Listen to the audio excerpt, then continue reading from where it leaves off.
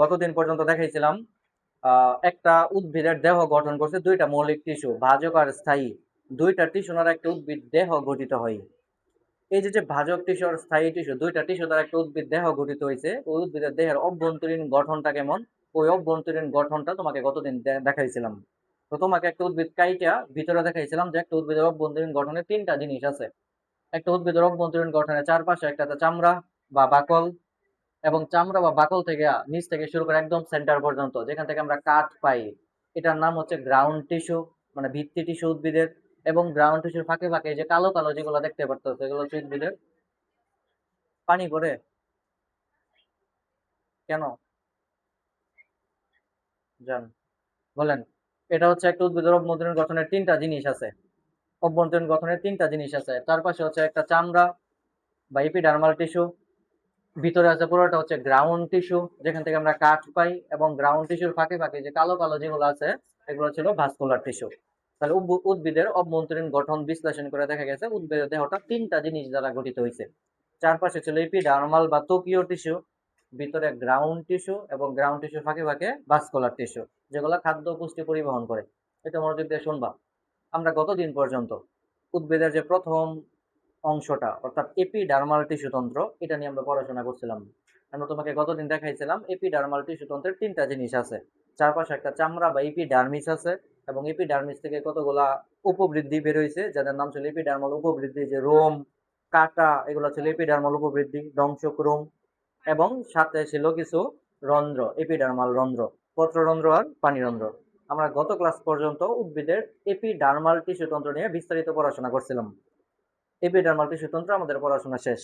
আজকে আমরা উদ্ভিদের অভ্যন্তরীণ গঠনের যে 2 নাম্বার এবং মোস্ট ইম্পর্টেন্ট জিনিসটা, সেটা নিয়ে আজকে পড়াশোনা করব। ওইটার নাম হচ্ছে উদ্ভিদের গ্রাউন্ড টিস্যু, যেখান থেকে আমরা কাঠ পাই। খাতার মধ্যে একটু টাইটেল দিবা, উদ্ভিদের গ্রাউন্ড টিস্যু তন্ত্র। উদ্ভিদের গ্রাউন্ড টিস্যু তন্ত্র। পিছন থেকে লেখা না দেখা গেলে বলবেন। উদ্ভিদের গ্রাউন্ড টিস্যু, একটু তাকাও। গ্রাউন্ড টিস্যুর আমি যদি বাংলা করি তাহলে বাংলা নাম ওই ভিত্তি টিস্যু। ভিত্তি, গ্রাউন্ড মানে ভিত্তি। একটু তাকাবেন, লিখবেন না, কেউ লিখবেন না। গ্রাউন্ডের অপর একটা বাংলা নাম হয় ভিত্তি টিস্যু। আমরা এই টিস্যুগুলাকে গ্রাউন্ড টিস্যু এই জন্যই বলি কারণ এই টিস্যুগুলা উদ্ভিদের জীবনের মূল ভিত্তি। কেন মূল ভিত্তি বলতেছি? কারণ এই যে টিস্যুগুলো আছে এই টিস্যুগুলোর উপর ভর করেই একটা উদ্ভিদ দাঁড়ায়, এত ভারী একটা উদ্ভিদ সোজা হয়ে দাঁড়ায় একমাত্র এই গ্রাউন্ড টিস্যুর জন্য, যেগুলো থেকে আমরা কাঠ পাই। অর্থাৎ এই টিস্যুগুলো উদ্ভিদকে দৃঢ়তা প্রদান করে, সোজা হয়ে দাঁড়াইতে সাহায্য করে। এবং এই টিস্যুগুলোর একটা গুরুত্বপূর্ণ কাজ হচ্ছে তারা উদ্ভিদের জীবনের মূল ভিত্তি। তারা খাদ্য এবং পানি সঞ্চয় করে উদ্ভিদকে বাঁচায় রাখতে সাহায্য করে। পাতার কাজ হচ্ছে খাদ্য তৈরি করা, আর খাদ্য ও পানিটাকে সঞ্চয় করে রাখে হচ্ছে এই যে এই টিস্যুগুলা, গ্রাউন্ড টিস্যুগুলা। তাহলে দুইটা কারণে আমরা তাকে উদ্ভিদের ভিত্তি টিস্যু বা গ্রাউন্ড টিস্যু নামকরণ করি। প্রথম কারণটা হচ্ছে তারা উদ্ভিদকে দৃঢ়তা প্রদান করে, মানে উদ্ভিদটাকে সোজা করে দাঁড়াতে সাহায্য করে। এবং 2 নম্বর কারণটা হচ্ছে এই টিস্যুগুলা উদ্ভিদের খাদ্য এবং পানি সঞ্চয় করে উদ্ভিদটাকে বাঁচায় রাখতে সাহায্য করে। তাহলে এই টিস্যুগুলাকে আমরা বলি উদ্ভিদের জীবনের ভিত্তি টিস্যু বা কি টিস্যু, গ্রাউন্ড টিস্যু। তাহলে একটু দেখান, আমরা এই টিস্যুগুলোকে গ্রাউন্ড টিস্যু বা ভিত্তি টিস্যু নাম করলাম দুইটা কারণে, লিখবেন না কেউ। একটা হচ্ছে তারা উদ্ভিদকে দৃঢ়তা প্রদান করে, দৃঢ়তা প্রদান করে এই টিস্যুগুলা। এবং 2 নম্বর কারণ হচ্ছে পানি ও খাদ্য সঞ্চয় করে রাখে। পানি ও খাদ্য সঞ্চয়, পানি ও খাদ্য সঞ্চয়। একটু তাকাও। তাহলে উদ্ভিদের জীবনের যে ভিত্তি টিস্যুগুলো আছে, মানে তারা উদ্ভিদকে একদম ভিত্তির মতো দাঁড়ায় রাখতে সাহায্য করে, ভিত্তি হিসেবে কাজ করে, এবং পানি ও খাদ্য সঞ্চয় করার মাধ্যমে জীবনের মৌলিক ভিত্তি হিসেবে কাজ করে। এই জন্য আমরা এই টিস্যুগুলোর নাম দিলাম গ্রাউন্ড টিস্যু। আমরা আজকে একটা উদ্ভিদের গ্রাউন্ড টিস্যু নিয়ে পড়াশোনা করবো। একটু মনোযোগ দিয়ে শুনবেন, লিখবেন না কেউ। বলো, একটু আগে বলছে গ্রাউন্ড মানে হচ্ছে ভিত্তি। উদ্ভিদের জীবনের যে টিস্যুগুলো ভিত্তি রূপে কাজ করে তাদের নামে হচ্ছে গ্রাউন্ড টিস্যু। এবার একটু মনোযোগ দিয়ে শুনো। আমি যদি তোমাকে খাঁটি বাংলা ভাষায় একটু বলি তাহলে গ্রাউন্ড টিস্যুটা হচ্ছে যেখান থেকে আমরা কাঠ পাই, মেনলি যে অঞ্চল থেকে কাঠ পাই। তো তুমি একটু আমাকে একটা জিনিস একটু গুছাইতে দেন, তারপরে আমরা একটু গ্রাউন্ড টিস্যুর দিকে আগাবো। বলো, আমরা যে অঞ্চল থেকে উদ্ভিদের কাঠ পাই সেটার নামই হচ্ছে গ্রাউন্ড টিস্যু।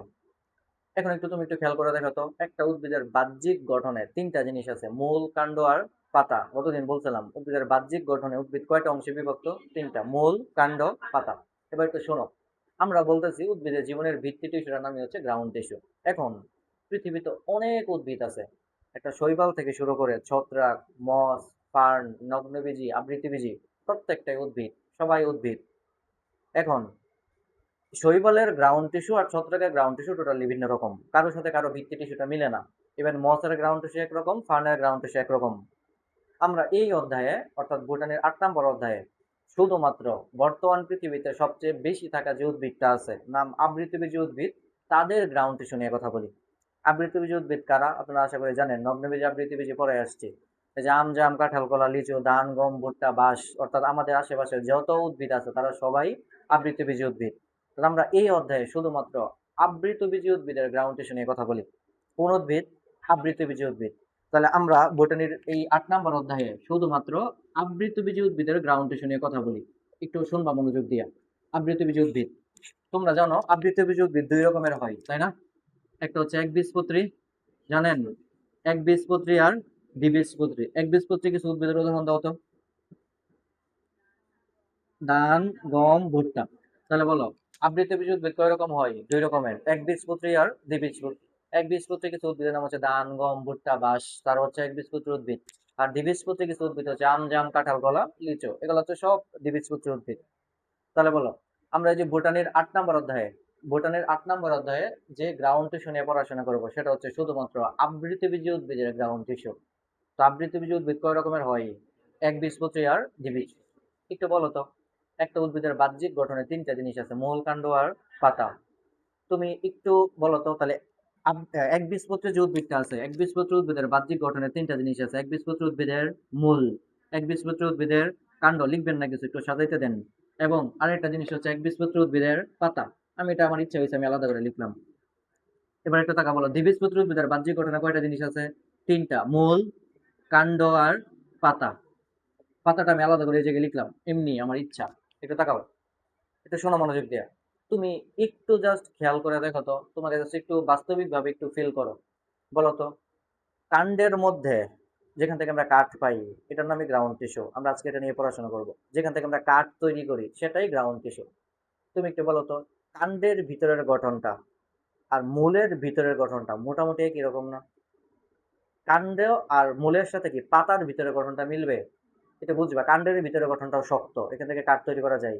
তুমি যে একটা বড় গাছের মূল নেও, সেখান থেকে কাঠ বানাইতে পারবে না মূল থেকে। তাহলে কাণ্ডের ভিতরের গঠনটা যেরকম, মূলের ভিতরের গঠনটা মোটামুটি সেম।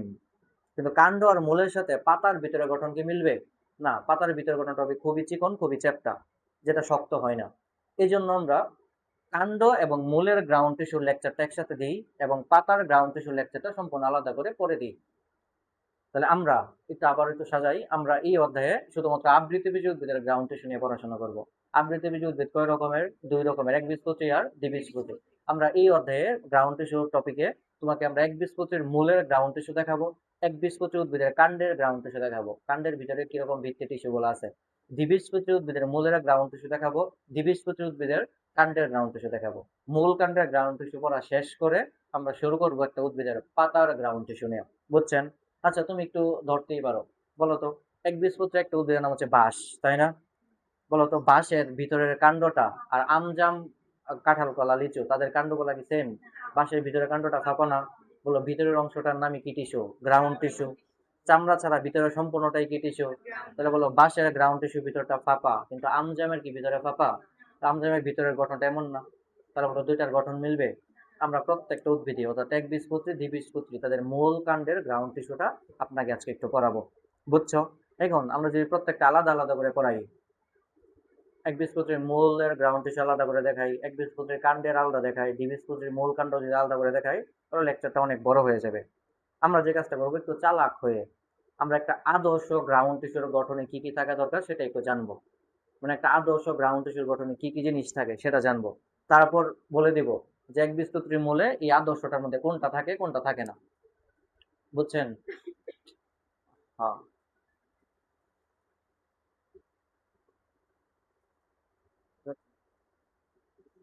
এক মিনিট, এক মিনিট, হ্যাঁ।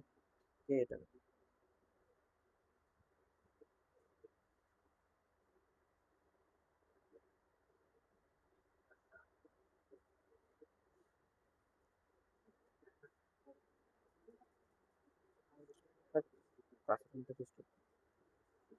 তাকাও একটু। তাহলে আমরা আজকে দ্বিবীজপত্রী আবৃতবীজী উদ্ভিদের গ্রাউন্ড টিস্যু নিয়ে একটু পড়াশোনা করব। বুঝছেন? তাহলে একটু তাকাও, আমি আজকে কি পড়াইতে চাইতেছি আপনাদেরকে। একটা উদ্ভিদের অভ্যন্তরীণ গঠনের ৩টা জিনিস আছে: এপিডার্মাল টিস্যু, গ্রাউন্ড টিস্যু আর ভাস্কুলার টিস্যু। আমরা এপিডার্মাল টিস্যু নিয়ে পড়াশোনা শেষ করছি। আজকে আমরা একটা উদ্ভিদের গ্রাউন্ড টিস্যু নিয়ে পড়াশোনা করব। কোন উদ্ভিদের গ্রাউন্ড টিস্যু? পৃথিবীতে উদ্ভিদ অনেক রকম হয়, শৈবাল, ছত্রাক, মস, ফার্ন। আমরা তাদের গ্রাউন্ড টিস্যু ওই অধ্যায়গুলোতে আলোচনা করি। শুধুমাত্র বোটানির ৮ নম্বর অধ্যায়ে আমরা আবৃতবীজী উদ্ভিদের গ্রাউন্ড টিস্যু নিয়ে আলোচনা করি। আবৃতবীজী উদ্ভিদ কয় রকম? ২ রকমের, একবীজপত্রী আর দ্বিবীজপত্রী। আমরা একবীজপত্রী এবং দ্বিবীজপত্রী উদ্ভিদের মূল কাণ্ডের গ্রাউন্ড টিস্যু নিয়ে আজকে একটু কথা বলবো। একটু তাকাও, তুমি স্ক্রিনে যেটা দেখতে পারতেছো, এই যে চারপাশে চামড়া, চামড়া ছাড়া একদম সম্পূর্ণ যেটা আছে পুরোটাই গ্রাউন্ড টিস্যু। মাঝে ছড়ায় ছিটিয়ে আছে কোন টিস্যু? কালো কালো ভাস্কুলার টিস্যু। তো তাকাও, তাহলে বলো তো যে এখান থেকে একদম সেন্টার পর্যন্ত পুরোটাই গ্রাউন্ড টিস্যু, তাই না? যেখান থেকে আমরা কাঠ পাই। তুমি একটু আহ ভালো করে দেখো তো, এই গ্রাউন্ড টিস্যুর গঠনে দুইটা অংশ আলাদা করা যায়, একটা কালো অংশ, একটা সাদা অংশ। কালো আর সাদা, তাই না? বলো এখান থেকে শুরু করে পুরোটাই কি গ্রাউন্ড টিস্যু? আমরা পড়ার সুবিধার্থে গ্রাউন্ড টিস্যুকে দুইটা ভাগে ভাগ করলাম। বলো কালো অঞ্চলটা আর সাদা অঞ্চল। বলো তো কালো অঞ্চলটাকে বাংলা ভাষায় মানে গ্রামের ভাষায় বলে সারি অঞ্চল, তাই না? কাঠের এই অঞ্চলটা সবচেয়ে বেশি সার হয়, মানে সবচেয়ে বেশি শক্ত হয়, তাই কিনা?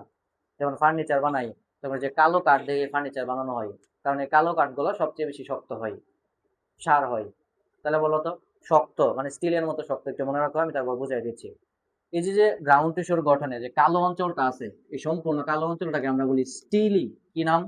স্টিলি। কেন নামটা স্টিলি হয়েছে আমি একটু পরে এক্সপ্লেন করব, আপাতত একটু মনে রাখো যে স্টিলের মতো শক্ত। কার মতো শক্ত? তাহলে বলো গ্রাউন্ড টিস্যুর গঠনটাকে আমি দুইটা ভাগে ভাগ করছি। কালো অঞ্চলটার নাম কি দিলাম? স্টিলি। এবং স্টিলের বাইরে যে গ্রাউন্ড টিস্যুর সাদা অঞ্চলটা আছে, এই যে সাদা যে অঞ্চলটা আছে, আমরা সে কি স্টিলের ভিতরে না বাইরে? বাইরে, বলতে না? আমরা এই অঞ্চলটার নাম দিলাম বহি স্টিলি অঞ্চল। কি স্টিলি? বহি স্টিলি। আবার তুমি স্টিলি থেকে অন্ত স্টিলিও রাখতে পারো। অন্ত মানে কি? ভিতরে। তাহলে বলো গ্রাউন্ড টিস্যুকে পড়ার সুবিধার্থে আমি দুইটা ভাগে ভাগ করে পড়তেছি। গ্রাউন্ড টিস্যু নিয়ে আজকে আমরা আলোচনা করব। আমরা গ্রাউন্ড টিস্যুটাকে দুইটা ভাগে ভাগ করলাম, একটা বহি স্টিলি অঞ্চল আর একটা অন্তঃস্থলী অঞ্চল। বলো এটা হচ্ছে এপিডার্মিস, যেটা আমরা কতদিন পড়ছি, এটা এপিডার্মিস। সাদাটা হচ্ছে বহিঃস্থলী অঞ্চল, কালোটা অন্তঃস্থলী অঞ্চল। বুঝছেন? তাহলে দেখেন আমি একটু একটা উদ্ভিদের গ্রাউন্ড টিস্যু আঁকি। বোর্ডে যেটা তোলা আছে এটা তোলা লাগবে না, এটা তাকাও, আমি একটা উদ্ভিদের গ্রাউন্ড টিস্যু আঁকি, একটু মনোযোগ দিয়ে শুনবেন। বোর্ডে দেখো আমি একটা উদ্ভিদের এপিডার্মিস আঁকতেছি।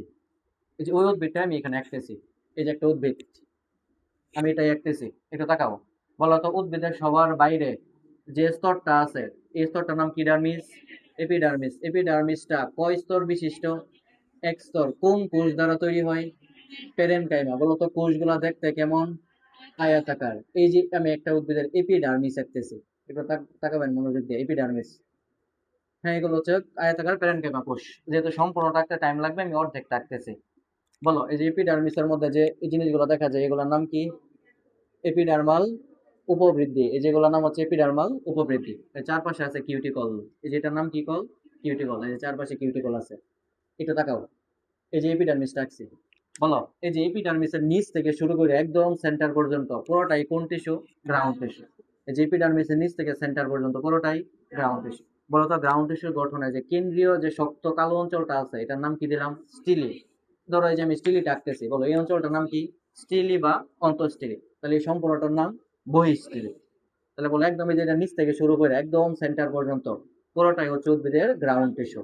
আমরা গ্রাউন্ড টিস্যুটাকে আজকে পড়াশোনা করব। তো পড়াশোনার জন্য মানে সুবিধার জন্য আমরা গ্রাউন্ড টিস্যুটাকে দুইটা ভাগে ভাগ করলাম।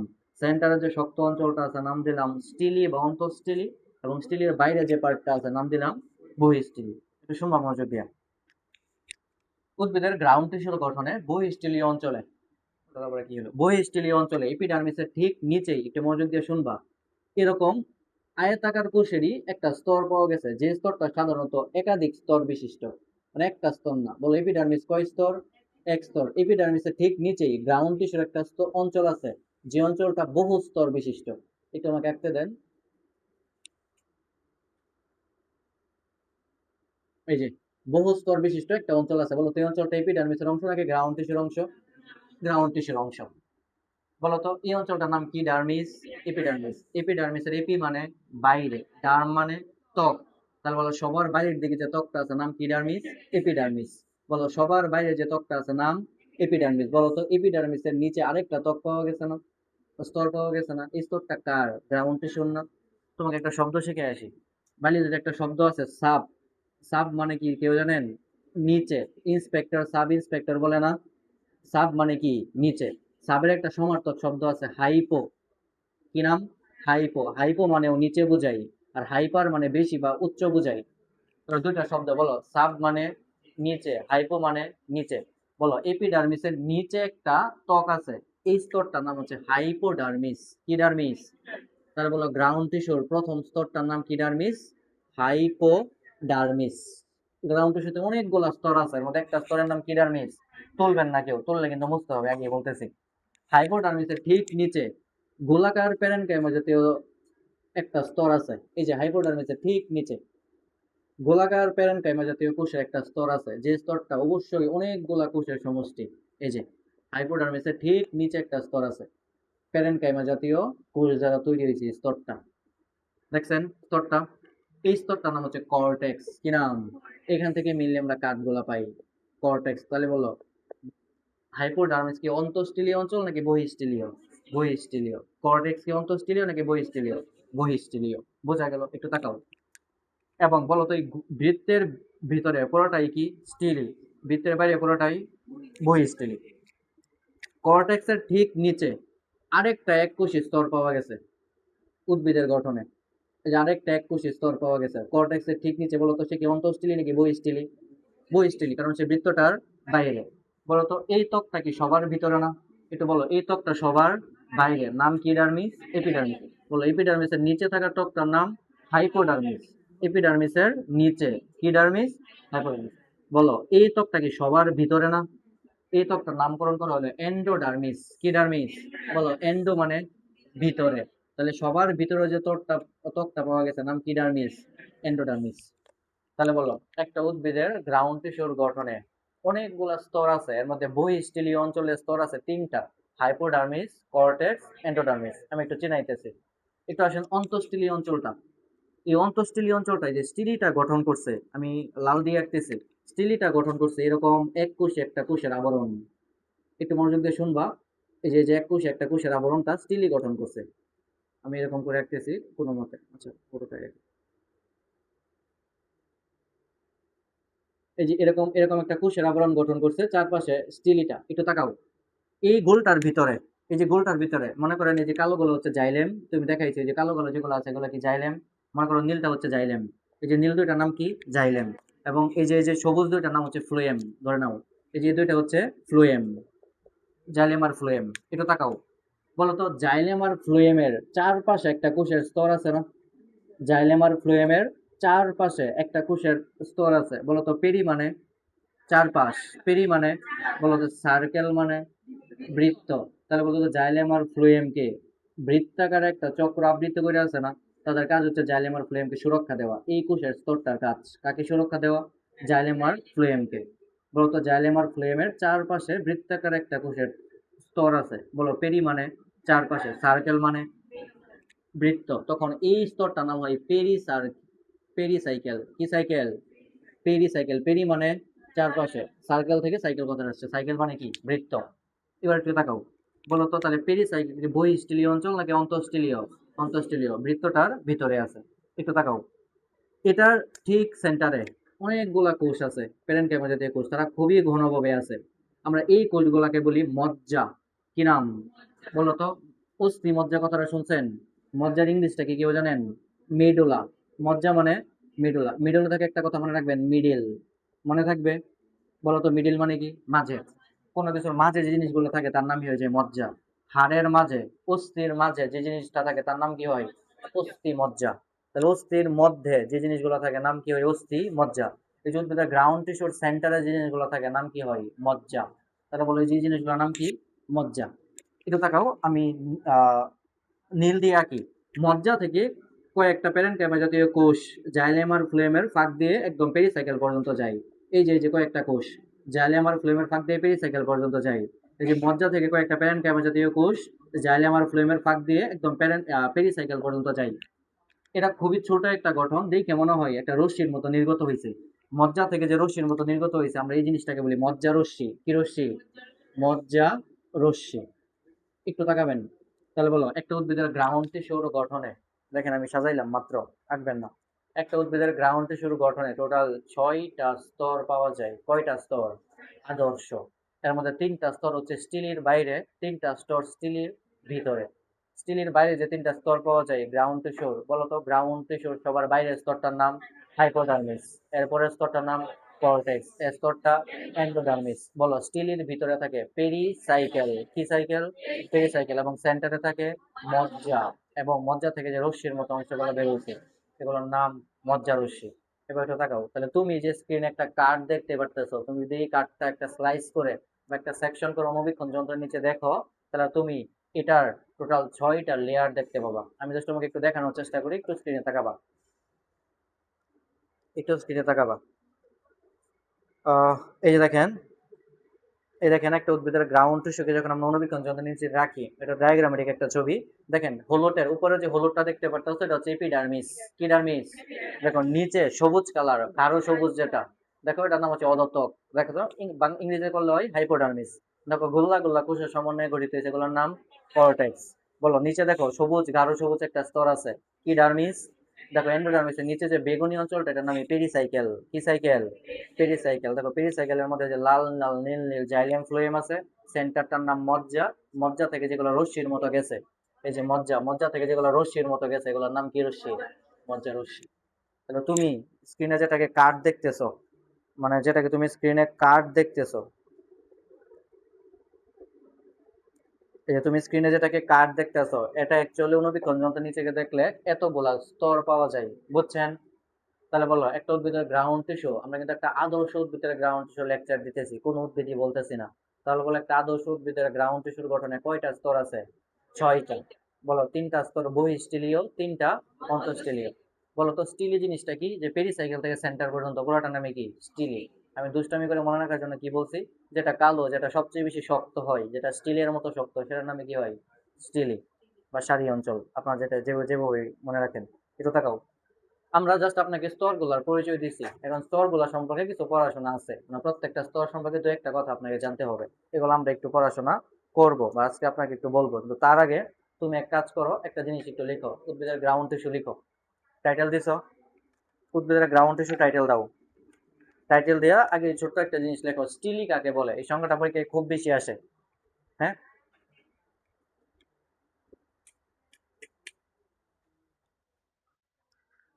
একটু চাইলে ছবি রাখতে পারেন। এটা হচ্ছে আদর্শ গ্রাউন্ড টিস্যুর গঠন। আদর্শ, আমি মূলও দেখাই নাই, কাণ্ডও দেখাই নাই, একবীজপত্রীও দেখাই নাই, দ্বিবীজপত্রীও দেখাই নাই, একটা আদর্শ গ্রাউন্ড টিস্যুর গঠন দেখাইছে।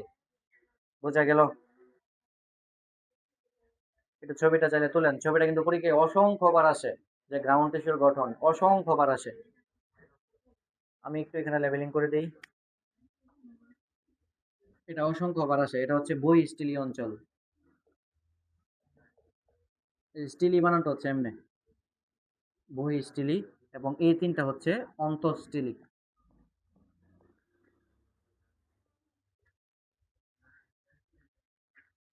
একটু ছবিটা আঁকো, হ্যাঁ, টাইম নিয়ে হলো ছবিটা আঁকো, ছবিটা কিন্তু পরীক্ষায় অনেকবার আসে।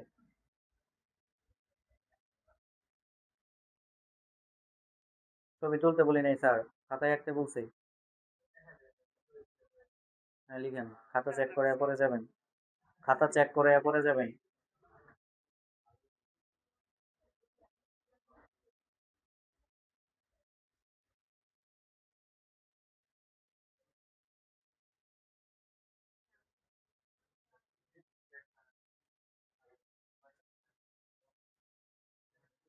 আঁকেন আঁকেন আঁকেন তাড়াতাড়ি। কি হয়েছে ম্যাডাম? তুলো না কেন? তাড়াতাড়ি তাড়াতাড়ি, টাইম দিব না কিন্তু এত, টাইম দিব না কিন্তু এত।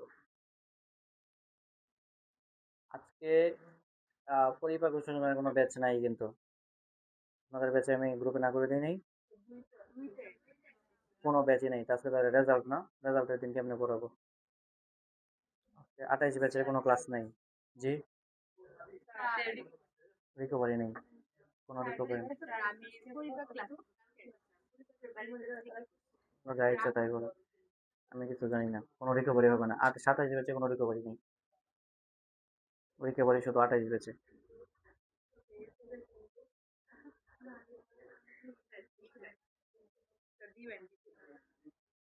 তোলা হয়েছে? তুলে ফেলেন দ্রুত।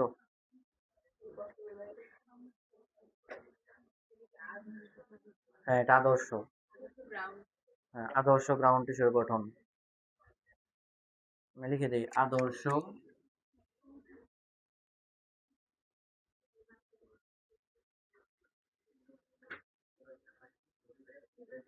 আদর্শ গ্রাউন্ড টিস্যুর গঠন। হ্যাঁ, এটা কোন উদ্ভিদই পড়েন, একটা আদর্শ গ্রাউন্ড টিস্যুর গঠন আপনাকে দেখাইছি। আদর্শ গ্রাউন্ড টিস্যুর গঠনে কি কি জিনিস থাকে?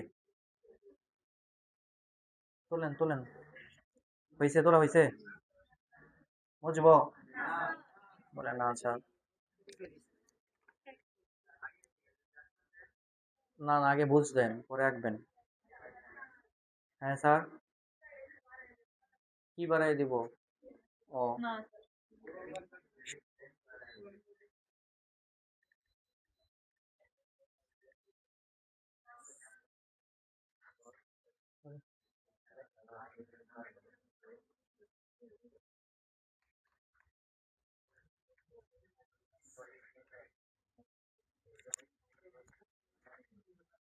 তোলা হয়েছে?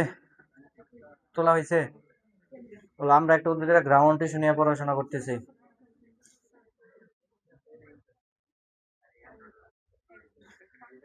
তোলা হয়েছে? বাদ রয়েছে কে কে?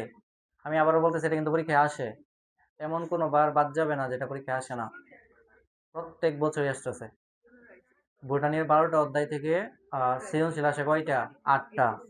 12টা অধ্যায় থেকে 8টা সৃজনশীল আসে, তাহলে কয়টা অধ্যায় বাদ যায়? 4টা। এবার একটু তাকাও, 5টা অধ্যায়ের নাম বলা যায় যেগুলো থেকে চোখ বন্ধ করে সিকিউ আসেই। তোমাকে 5টা অধ্যায় পড়লেই তুমি 5টা সিকিউ আনসার করতে পারবা। এটা হচ্ছে বোটানির 1, কোষ ও কোষের গঠন। 2 নম্বরটা হচ্ছে কোষ রসায়ন না, 2 নম্বরটা হচ্ছে বোটানির 7, নগ্নবীজি আবৃতবীজি। 3 নম্বরটা হচ্ছে বোটানির 8, টিস্যু ও টিস্যুতন্ত্র। 4 নম্বরটা হচ্ছে উদ্ভিদ সারি তত্ত্ব। এবং সর্বশেষ হচ্ছে জীব প্রযুক্তি। এই 5টা অধ্যায় থেকে প্রত্যেক বছরই সিকিউ আসতেছে। তো তুমি যদি 5টা অধ্যায় পড়ো তাহলে 5টা সিকিউ কমন। আর এই যে বোটানির 8 এর মধ্যে আছে, বোটানির 8 কোনটা আসে? এই যে এই ছবিটা পরীক্ষায় আসেই।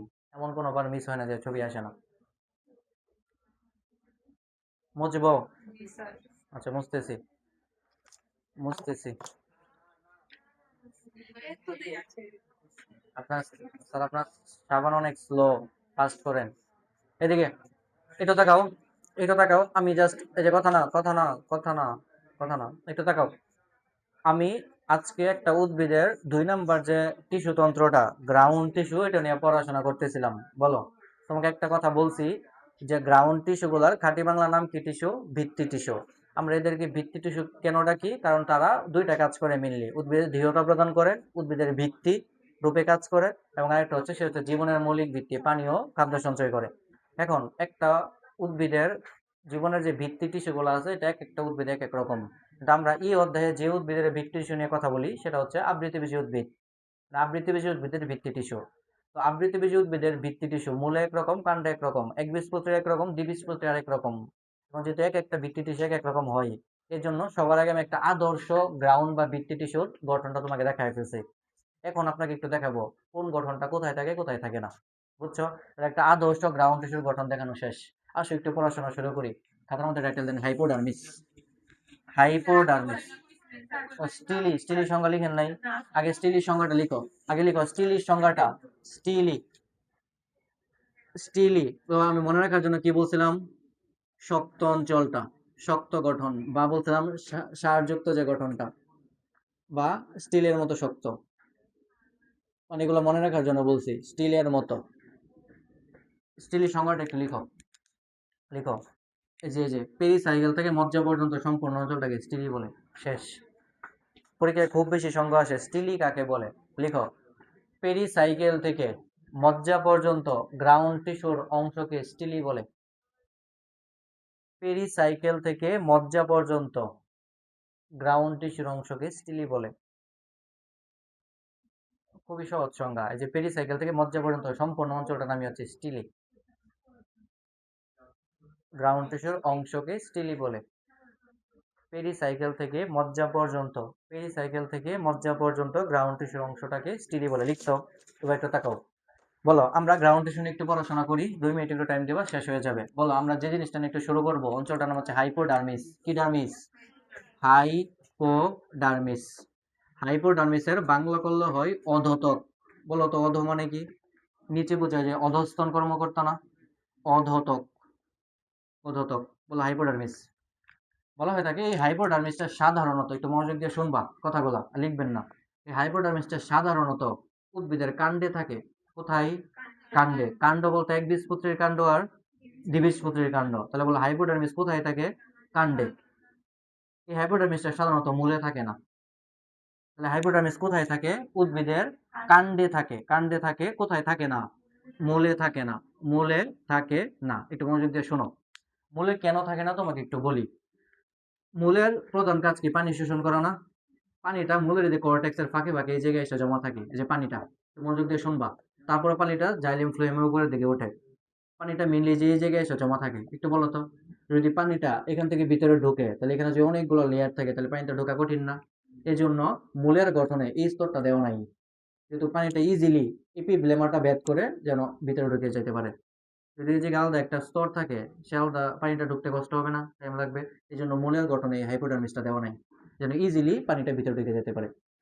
তাহলে একটু মনে রাখবা, পানি শোষণের সুবিধার জন্য মূলে কি থাকে না? হাইপোডার্মিস। মূল বলতে একবীজপত্রীর মূল আর দ্বিবীজপত্রীর মূল। বলো মূল বলতে কি বোঝাচ্ছি? একবীজপত্রী আর দ্বিবীজপত্রী। কাণ্ড বলতে একবীজপত্রী আর দ্বিবীজপত্রী।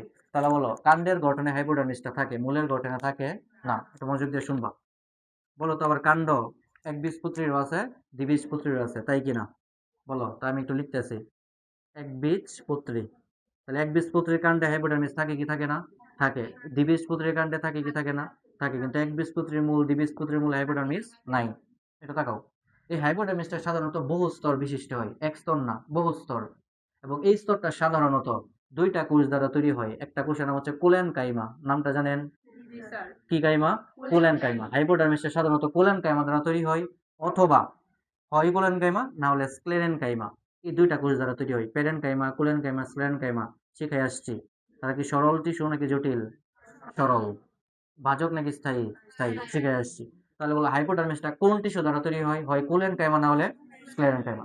দেখা গেছে যদি উদ্ভিদটা দ্বিবীজপত্রী হয় তখন এই হাইপোডার্মিসটা থাকে কোলেন কাইমা নির্মিত, এবং যদি উদ্ভিদটা একবীজপত্রী হয় তাহলে তার হাইপোডার্মিসটা হয় স্ক্লেরেন কাইমা নির্মিত। এটা কিন্তু বই নাই, একটু তাকাবা। তাহলে বলো হাইপোডার্মিসটা দুইটা টিস্যু দ্বারা গঠিত হতে পারে, হয় কোলেন কাইমা না হলে স্ক্লেরেন কাইমা। যদি উদ্ভিদটা দ্বিবীজপত্রী হয় তাহলে হাইপোডার্মিসটা কোলেন কাইমা দ্বারা তৈরি হয়, আর যদি উদ্ভিদটা একবীজপত্রী হয় তাহলে হাইপোডার্মিসটা স্ক্লেরেন কাইমা দ্বারা তৈরি হয়। বোঝা গেল? একটু তাকাও। বলো তো মূলের গঠনে কোনো হাইপোডার্মিস নাই। বলো হাইপোডার্মিস কয় স্তর বিশিষ্ট? সাধারণত বহু স্তর বিশিষ্ট। সাধারণত বহু স্তর বিশিষ্ট। বোঝা গেল? এটা তাকান। এই হচ্ছে হাইপোডার্মিস নিয়ে কথা। তাহলে বলো, তুমি যখন একটা, একটু তাকাও এদিকে, তুমি যখন একটা ধরো একবীজপত্রী উদ্ভিদের মূলের গ্রাউন্ড টিস্যু আঁকবা, একটু মনোযোগ দিয়ে শোনো। ধরো উদ্দীপকে চাইছে একবীজপত্রী উদ্ভিদের মূলের গ্রাউন্ড টিস্যু আঁকো, তখন কি তুমি হাইপোডার্মিসটা আঁকবা?